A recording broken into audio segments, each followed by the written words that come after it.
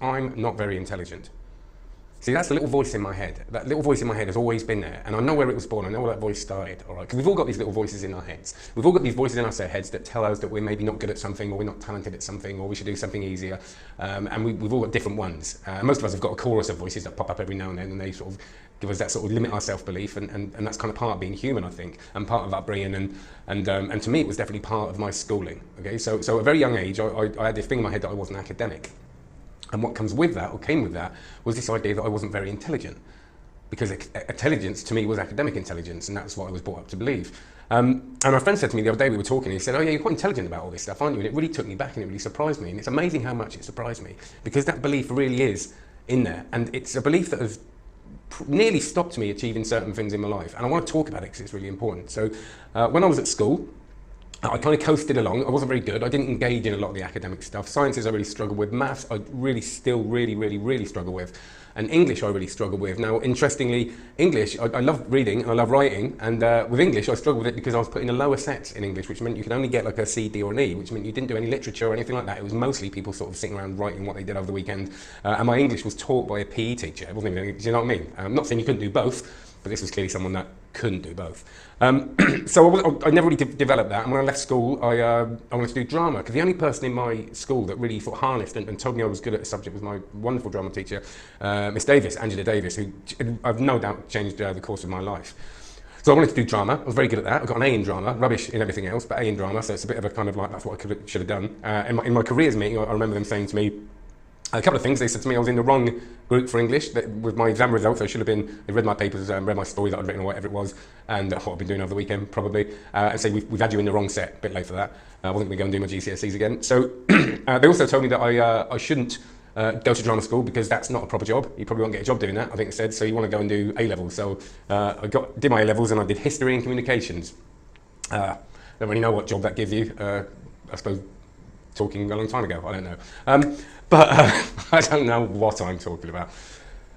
But so I left. I went to college, failed miserably at all that. Went to college like twice, and really had this idea that academic stuff wasn't for me, and I wasn't that sort of learner, and I can learn things like that. And I was very lucky because I quickly I went into care work, and I quickly met people who kind of harnessed my creativity. And I worked with a great charity called Magic Carpet. We used to go around to care homes doing these like theatrical, creative things with people in these homes and these centres. Anyway, long story short, is that I sort of started getting this bit of self-belief that was sort of rekindled after my drama teacher, and that was quashed by the careers people.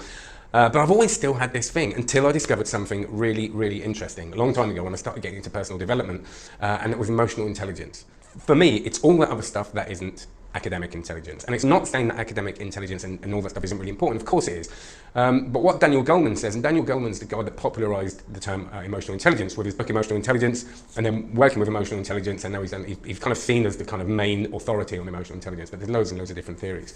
But he calls academic intelligence threshold competency. Okay, so when you get a job, you've got to have a certain competency. You've got to be able to do it. There's certain things you need to know, and that gets you in the door. But what he says, and what I haven't really seen any other evidence to contradict, is that once you're in the door, the competencies that make you excel when you're in that competition with other people is emotional intelligence. And he breaks it down into 4 parts. So I'm going to...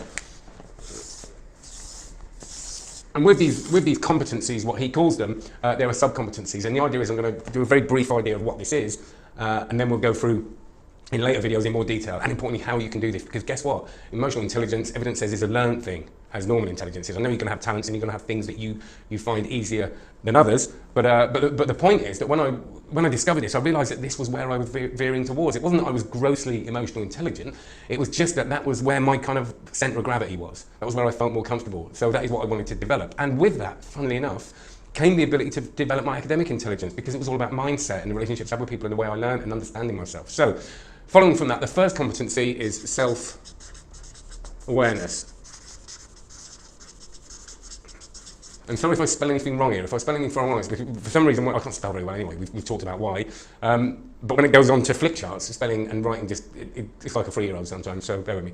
So self-awareness is the first competency, the foundation really, because you can't really do a lot without it. You've got to kind of know who you are, and none of us really totally do, but really have a good idea of who you are and how other people see you and what you're good at and what you're bad at and how you respond to different situations. The next one is self-management.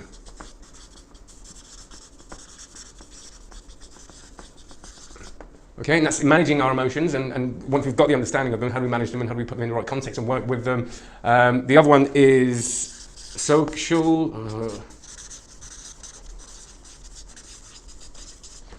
awareness, and this is where, so this is very much self and this is other.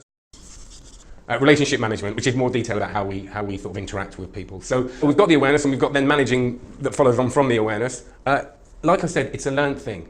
And there are loads and loads of sub-competencies within these that we can actually work on and practical things we can do to enhance ourselves. Now, for example, when I said I veer towards this, I'm still, there's a lot of stuff I've got to work on. I've always got to work on my self-management because my emotional management sometimes is very tough to deal with. If I'm feeling some sort of quite an emotional person, if I'm getting some strain emotionally, I then find it hard to work properly. So I've had to put loads of work into that, and I'll share all this stuff with you.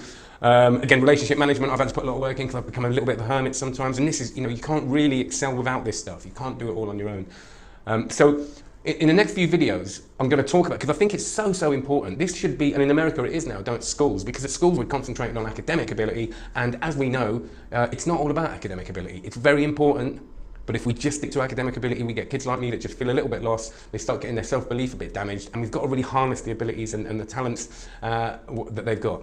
Okay, so there it is, emotional intelligence in a nutshell. We're going to go into loads more detail another time with this, but have a great day.